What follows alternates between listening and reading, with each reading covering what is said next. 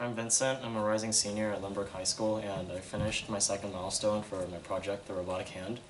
So for the second milestone, what I needed to do is I needed to fully finish constructing the 3D printed hand, so that meant like screwing together all the joints in the fingers, then attaching it to the palm, and then attaching the palm to the main wrist, and attaching the servos to their bays inside of the bottom of the wrist. And the really hard part of this entire process was at the end when I needed to route these braided line strings through each finger, and I had to do it twice because there's two holes.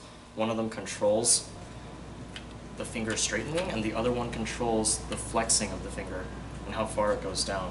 And then when you connect those to the motor in their neutral position, the fingers want to be at the upright position at the start, so that's why they're fully pulled down at the bottom.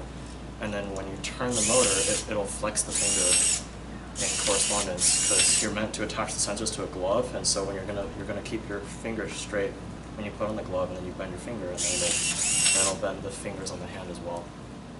And the really difficult things were the main difficulty was still just getting the string through, and at the end when you had to keep it fully taut. And I initially didn't know that the servos actually had a default starting position that they go to whenever you plug them in. So I spent like probably hours just experimenting with them initially to try to see if the thing would actually work properly. And then after that, I ran into problems where the crimp wasn't actually fully down all the way, so that the string would end up slowly loosening. So then I just had to re-crimp it like a bunch of times in order to get it to fully tighten down on the string and make sure the string didn't move. But now it works for every single finger. So each finger corresponds to a certain sensor, and they all turn. Thanks for watching.